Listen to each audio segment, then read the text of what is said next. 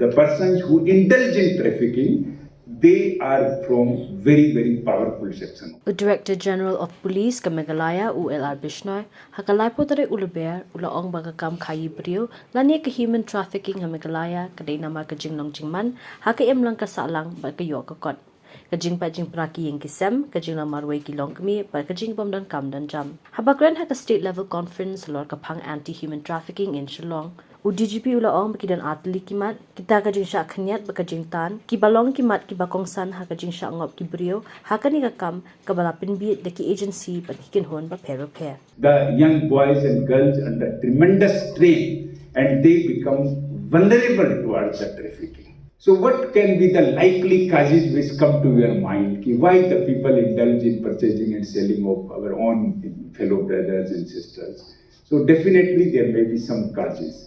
So if you can divide all the causes into factors, that broadly it can be two. One is push factor, another is pull factor. What can be the likely push factor? Like the socio-economic and political causes are the push factor.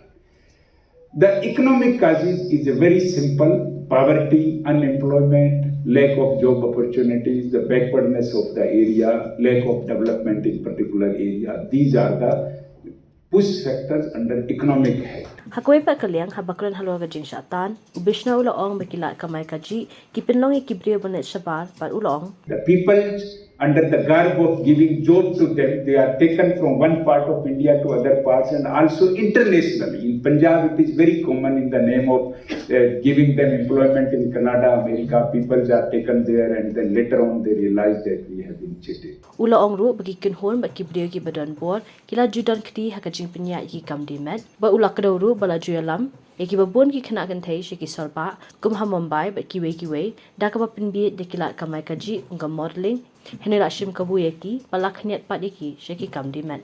The persons who indulge in trafficking, they are from very powerful section of the society. So they have their organized network. They have lot of financial powers also.